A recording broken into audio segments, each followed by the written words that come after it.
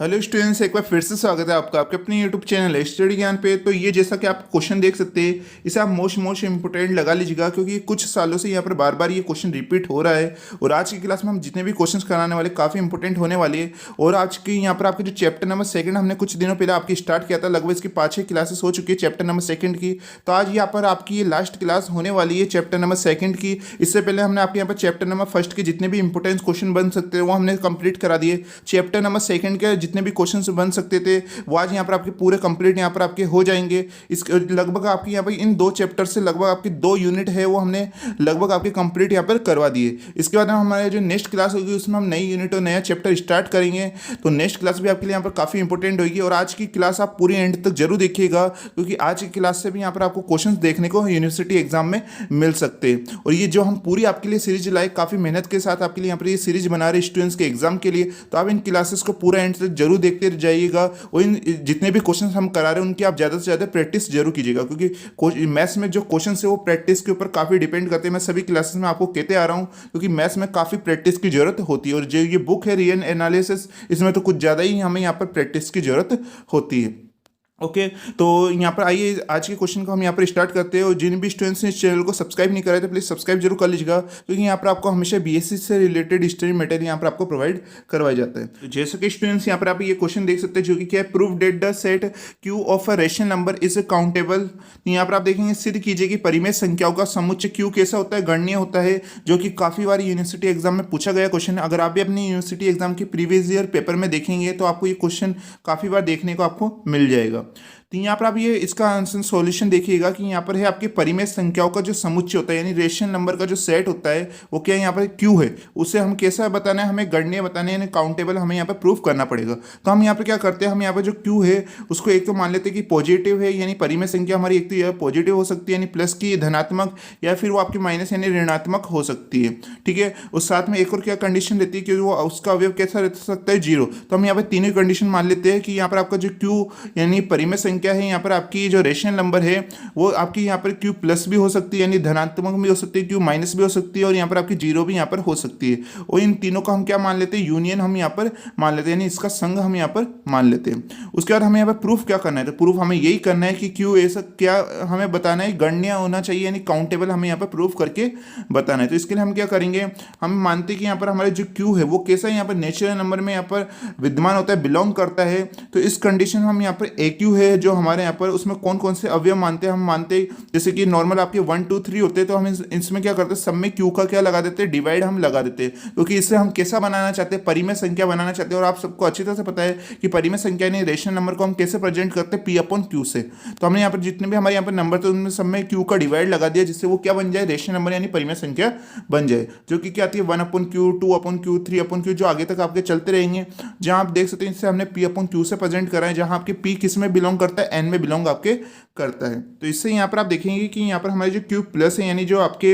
Rational number यानी परिमेय संख्या वो कैसी होती है, धनात्मक यानी पॉजिटिव होती है, जिसमें ए क्यू आपके अवयव होते हैं। ए क्यू में यहाँ पर आप देखेंगे ए क्यू जो आपने सेट लिया उसमें कौन कौन से इतने सारे अवयव यहाँ पर हमारे विद्यमान होते हैं जो कि आपके रेशनल नंबर में होते हैं। और ये आपके कैसे रहते हैं, इसका हम यूनियन यहाँ पर ले लेते हैं जो कि कैसा होता है, धनात्मक होता है। ये आप देख रहे हैं पूरे धनात्मक यानी पॉजिटिव आ रहे हैं, तो यहाँ पर आपकी आ चुका है। उसके बाद हम एक फंक्शन लेते हैं जिसमें आपके जो नेचुरल नंबर है वो कहाँ तक होगा, यहाँ पर आपके ए क्यू तक होगा। और ए क्यू के अंदर कौन कौन से एलिमेंट्स होते हैं अभी हमने यहाँ पर आपको बता दिया, जिसमें जो हमारे यहाँ पर एफ जो पी का फलन होगा वो यहाँ पर कैसे होगा, पी अपॉन क्यू की फॉर्म में होगा यानी रेशनल नंबर की फॉर्म में यहाँ पर आपके होगा। अगर हम इस पी की जगह में यहाँ पर नंबर रखें जैसे F1 तक हम रखते हैं तो 1 अपॉन क्यू आता है, फिर F2 रखते हैं हमने यहाँ पर तो 2 अपॉन क्यू आता है, 3 रखते हैं तो 3 अपॉन क्यू आते हैं। और ये सारी आपके कैसे निकलते हैं, ए क्यू तक ही तो रहते हैं। ये यहाँ पर आप देखेंगे 1 अपॉन क्यू भी आपके एक क्या है, यहाँ पर आपके ए क्यू का यहाँ पर एलिमेंट है यानी अवयव है, 2 अपॉन क्यू भी आपके यहाँ पर ए क्यू का एलिमेंट्स है, 3 अपॉन क्यू भी यहाँ पर ए क्यू का एलिमेंट्स यानी अवयव हो जाता है। तो हम कह सकते हैं कि जो हमारा फंक्शन है वो एन से लेकर कहाँ तक रहता है, ए क्यू तक यहाँ पर रहता है। अगर ये रहता है तो हम यहाँ पर कह सकते हैं कि ये एक एक ही कैसा है, आच्छादक है, क्योंकि यहाँ पर आपके जितने भी आप देखेंगे प्रांत और सह प्रांत में आपके सभी अवयव यहाँ पर मैच हो रहे हैं। तो हम यहाँ पर कह सकते हैं कि ये आपका कैसा एक एक ही आच्छादक है यानी 1 1 ऑन 2 यहाँ पर होता है। और जब ये यहाँ पर आ जाता है तो इस कंडीशन में हम कह सकते हैं, हमने जब आपको गणनीय समुच्चय यानी काउंटेबल आपके सेट की डेफिनेशन बताई थी, उसमें जब भी आपका एक एक ही आच्छादक आ जाता है यानी 1 1 ऑन 2 आ जाता है तो ए क्यू कैसा हो जाएगा यहाँ पर गणनीय यानी काउंटेबल सेट यहाँ पर हो जाएगा। उसके बाद में अगर यहाँ पर ए क्यू गणनीय आया है तो हम ये भी कह सकते हैं कि इस प्रकार प्रत्येक यहाँ पर आपकी जो ए क्यू के एलिमेंट्स हो गए जो आपकी क्यू से लेकर एन में बिलोंग करते हैं वो कैसे निकल के आते हैं आपके गणनीय यानी काउंटेबल निकल के आते हैं। और जब ये आते हैं तो हमने यहाँ पर शुरुआत में अभी क्यू प्लस को क्या माना था कि आपकी जो ए क्यू का यूनियन होता है तो वो कैसा रहता है क्यू प्लस यानी यहाँ पर आपके धनात्मक रहता है तो वो भी कैसा निकल के आ जाता है आपका गणनीय यानी काउंटेबल यहाँ पर निकल के आ जाता है। और जब ये आता है यानी क्यू प्लस हमारे यहाँ पर हमने काउंटेबल बता दिया तो जब आपके क्यू प्लस आपके गणनीय यानी काउंटेबल होता है तो आपके देखेंगे तो क्यू प्लस व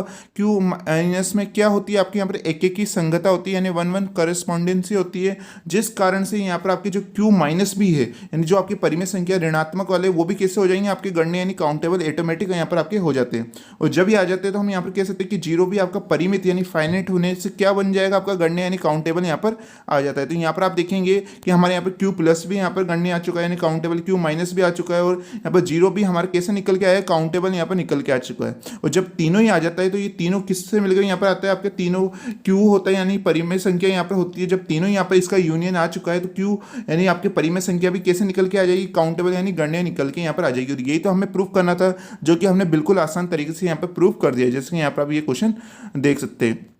ठीक है, इस क्वेश्चन की आप अच्छी से अच्छी प्रैक्टिस जरूर कर लीजिएगा क्योंकि काफ़ी बार ये रिपीट हुआ है ये एग्जाम में और इस साल भी आने के काफ़ी चांस बने रहते हैं तो आप इसकी अच्छी तरह से इस क्वेश्चन की प्रैक्टिस कर लीजिएगा। अब बात करते हैं हम यहाँ पर नेक्स्ट क्वेश्चन की। ये जो क्वेश्चन है वो आपकी बुक का क्या है यहाँ पर थ्योरम है। इससे पहले में हमने आपको जो क्वेश्चन कराया था वो आपकी बुक का एग्जाम्पल था और अब जो हम आपको क्वेश्चन करा रहे हैं वो आपकी बुक की एक थ्योरम है जो कि काफ़ी ज़्यादा इंपॉर्टेंट होती है कि दो गणनीय समुच्चयों का संघ भी कैसा होता है एक गणनीय समुच्चय होता है यानी the union of two countable sets is a countable set. जितने भी हमने यहाँ पर आपको काउंटेबल सेट की यहाँ पर थ्योरम्स कराई है आप उनको आपस में यहाँ पर कंफ्यूज मत हो जाएगा क्योंकि सारी अलग अलग है, थोड़ी थोड़ी यहाँ पर चेंज हो रहा है इसलिए आपको इनकी थ्योरी को अच्छी तरह से समझना है। यहाँ पर क्या दे रखा है कि दो गणनीय समुच्चयों का संघ कैसा होता है गणनीय समुच्चय होता है यानी काउंटेबल सेट होता है जो कि बिल्कुल ही आसान होने वाला है। हम यहाँ पर मान लेते हैं दो हमारे गणनीय समुच्चय कौन कौन से ए और बी हम यहाँ पर इसे मान लेते हैं तो हमारे यहाँ पर ए और बी कैसे दोनों ही क्या है गणनीय यानी काउंटेबल यहाँ पर हो जाते हैं। और जो आपको अच्छी तरह से बताया कि जब भी कोई यहाँ पर आपके ए या कोई सा भी बी यहाँ पर आपके जब गणनीय होता है यानी काउंटेबल होता है तो उस कंडीशन में दो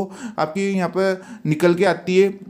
कंडीशन निकल के आती है आपकी या तो वो आपका परिमित हो सकता है या फिर वो आपके अपरिमित हो सकता है यानी या तो वो आपके फाइनाइट होगा या यहाँ पर इनफाइनाइट होगा। या हमने पिछली क्लासेस में आपको बताया था तो यहाँ पर भी हम यहाँ पर बहुत सारे आपके केस कैसे निकल के आएंगे कि अगर यहाँ पर आपके ए और बी दोनों ही गणनीय तो इस कंडीशन में हमारे चार यहाँ पर केस बन सकते हैं। कौन कौन से बनेंगे? पहला आपके बनता है कि ए और बी दोनों ही कैसे हो परिमित हो यानी फाइनाइट हो। जब ए और बी दोनों ही फाइनाइट होते हैं तो हम कह सकते हैं कि ए यूनियन बी भी कैसा होगा परिमित होगा। और हमने आपको पिछले क्वेश्चन में बताया था, पिछली जब हमने क्लास ली थी उसमें बताया था कि जब भी आपके ए यूनियन बी परिमित आता है तो वो कैसा आ जाता है आपका यानी ए यूनियन बी आपका कैसा होगा गणनीय होगा यानी काउंटेबल यहाँ पर हो जाता है। तो यानी हमारा पहले केस में तो हमारे यहाँ पर ए और बी दोनों कैसे आ जाते हैं गणनीय यहाँ पर हमारे निकल के आ चुका है इसका यूनियन। उसके बाद हमारे सेकंड आता है यहाँ पर इस बार आपके ए तो कैसा होगा परिमित और बी कैसा होगा अपरिमित यानी ए हमारे यहाँ पर फाइनाइट होगा और बी कैसा होगा इनफाइनाइट। तो इस कंडीशन में आप अच्छी तरह से जानते हैं हमने पिछले यहाँ पर आपको क्लास में जब पिछली जो हमारा वीडियो था तो उसमें मैंने आपको यहाँ पर बताया था कि उसमें जब भी आपके एक परिमित हो और एक अपरिमित हो या फिर आप ऐसे भी कह सकते हैं कि एक परिमित और एक गणनीय समुच्चय हो तो उस कंडीशन में उसका जो संघ यानी उसका यूनियन है वो भी कैसा निकल के आता है गणनीय यानी काउंटेबल आ जाता है। तो उसी थ्योरम का हम यहाँ पर यूज करने वाले हम लिख देते हैं कि हम जानते हैं कि परिमित होगा गणनीय समुच्चय का संघ यानी यूनियन भी कैसा होता है गणनीय यानी काउंटेबल होता है। तो उसी थ्योरम का हमने यहाँ पर यूज करा है और उस थ्योरम के अकॉर्डिंग हम यहाँ पर क्या कह सकते हैं कि ए यूनियन बी भी कैसा होगा आपका गणनीय यानी काउंटेबल हो जाता है। उसके बाद यहाँ पर आपका केस नंबर थर्ड आता है यहाँ पर जो कि क्या होगा इस बार आपके ए कैसा होगा अपरिमित यानी इनफाइनाइट होगा और बी कैसा होगा परिमित यानी फाइनाइट हो जाता है। तो इस कंडीशन में भी हमारे यहाँ पर जो हमने केस नंबर सेकंड में हमने जो थ्योरम यूज़ करी थी उसी थ्योरम का हम यहाँ पर केस नंबर थर्ड में भी हम यूज़ कर लेते हैं। हम यहाँ पर लिख देते हैं केस नंबर सेकंड में जो उपयुक्त पर में जो हमने यहाँ पर केस नंबर सेकंड में हमने जो थ्योरम यूज़ करी उसी के अकॉर्डिंग हम कह सकते हैं कि ए यूनियन बी आपका कैसा हो जाता है गणनीय हो जाता है यानी काउंटेबल यहाँ पर हो जाता है। तो ये तीनों कंडीशन तो आ चुकी जो कि बिल्कुल ही सिंपल थी। अब समझने वाली बात यहाँ पर आपकी केस नंबर फोर्थ होता है जब आपके ए और बी कैसे हो यहाँ पर अपरिमित हो यानी दोनों ही अपरिमित यानी इनफाइनाइट हो तो उस कंडीशन में क्या करना है। तो यहाँ पर आप देखेंगे कि जब भी यहाँ पर उसके अपरिमित रहता है तो हमें यहाँ पर उसमें अवयव आपके अनुक्रम के रूप में आएंगे, तो कैसा होगा आपके कि इसका जो सीक्वेंस है वो कैसा होगा। यहाँ पर आप देखेंगे ए में आपके कैसे अवयव होंगे, A1 A2 A3 जो कहाँ तक जाएंगे, AN तक जाएंगे। बी में कैसे होंगे, B1 B2 B3 जो कि BN तक यहाँ पर आपके जाते हैं। और अगर हम इन दोनों का क्या ले लेते हैं, यूनियन यानी इसका संघ ले लेते हैं, तो आपकी जितने भी ए में अवयव आ रहे हो बी में आ रही है, तो दोनों यहाँ पर आपके ए यूनियन बी में यहाँ पर सभी अवयव आ जाते हैं। उस कंडीशन में हम क्या कह सकते हैं कि यहाँ पर आपके जो एन है वो कहाँ तक रहता है, यहाँ पर आपके ए यूनियन बी तक रहता है, जिसकी क्या लिमिट होगी, जिसका फंक्शन यहाँ पर आप देखिएगा जहाँ पर आपके an+1/2 तक यहाँ पर आपके अवयव विद्यमान होंगे जब आपके n कैसा हो, विषम यानी ऑड नंबर हो। और जब आपके bn/2 तक होगा तो यहाँ पर क्या कंडीशन होगी कि आपका n कैसा हो, सम यानी इवन नंबर हो। जब इन दोनों कंडीशन हम लिमिट रखते हैं तो आप देखिएगा कि ये हमारा कैसा पता लगेगा हमें, यहाँ पर ये एक एक ही आच्छादक यानी 1/1/2 है। और जब आप अच्छी तरह से जाते हैं, जब भी कोई फंक्शन एक एक ही आच्छादक यानी 1/1/2 होता है, उस कंडीशन में हम कह सकते हैं कि ए यूनियन बी आपका कैसा होगा, गणनीय होगा यानी काउंटेबल हो जाएगा। और यही तो हमें प्रूफ करना था, जो कि हमने आसान तरीके से यहाँ पे इसे प्रूफ कर दिया है। ठीक है, तो इस क्वेश्चन को भी आप मोस्ट इंपोर्टेंट लगा लीजिएगा, उसकी अच्छी तरह से प्रैक्टिस कर लीजिएगा। इसी क्वेश्चन के साथ हमने यहाँ पर आपके जो जितने भी चैप्टर नंबर 2 में यहाँ पर इंपोर्टेंस क्वेश्चन बन सकते हैं वो हमने आपको यहाँ पर कंप्लीट करा दिए। इसके बाद भी यहाँ पर अगर आपके पास बुक है तो इससे रिलेटेड जितने भी क्वेश्चन आपकी बुक में दे रखे, एक्सरसाइज के क्वेश्चन हुए चाहे और कोई एग्जाम्पल्स हुए, तो आप उनकी अच्छी तरह से प्रैक्टिस कर लीजिएगा। हमने जितना भी क्वेश्चन इंपोर्टेंट करा सकते थे वो करा दिए है। अब और क्वेश्चंस आप करना चाहे तो आप अपनी बुक के क्वेश्चंस करते रहिएगा, जिससे आपकी और अच्छी तरह से यहाँ पर प्रैक्टिस हो सके।